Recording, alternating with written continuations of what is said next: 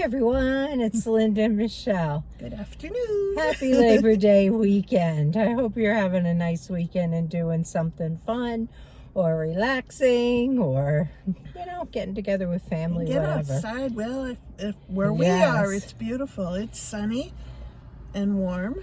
And not hot. 70-ish. Comfortable. Yeah. So, anyhow, thanks for tuning in. Today we saw the movie The Roses. It is a remake of the old War of the Roses. And I did look it up because I was going to watch it, and I think it was 1989. Okay. With Michael Douglas and Kathleen Turner. Okay. I did try to watch that movie several times in my life, and I never made it all the way through. I actually hated it. I couldn't make sense out of it. It was just two people arguing and fighting and didn't make any sense. This movie made a little more sense. Yeah, the premise was the same though. Even though I was going to watch it yesterday, I never got through the whole thing. So I only saw the beginning of it. Mm-hmm. But the premise was the same. We have a young couple meet, fall in love, get married. Everything's nicey until he's an architect and she seems to be more of a stay-at-home mom, loving cooking and baking and constantly making her family yummy, outstanding things. And him as an architect, very successful, doing amazing stuff until he wasn't. And then the marriage kind of went downhill from that point. Linda? Yeah, it was kind of painful to watch because you knew underlying all of this that the two of them still loved each other, but there was just so much resentment in the relationship that they really could not get past it, and neither one of them would give in and humble themselves.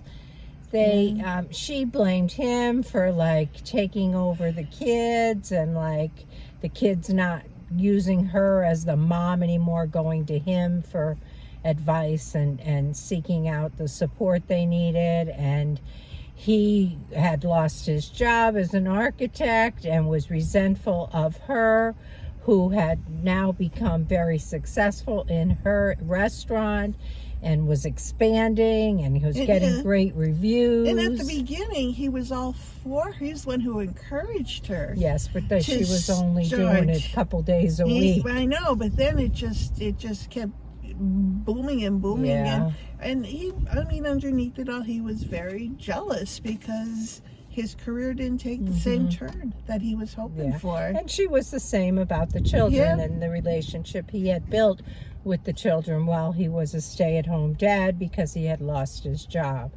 He was a proud architect who had a building collapse in a storm, and it kind of ruined him and his reputation.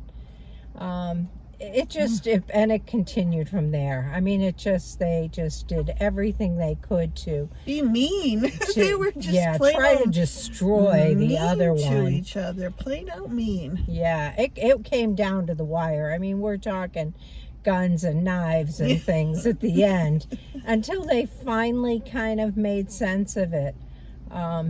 At the ending, their eyes opened up there and for you. Yeah, they kind of decided why weren't they doing that? They still loved each other, and then whatever. So whether you should go and see it or not is completely up to you. I don't think it was one of the best movies I've ever seen. I'd probably give it a 7, as it's watchable. Yeah. It's so much better than the original. I walked in thinking it was going to be worse than it was, because it wasn't worse. It was okay.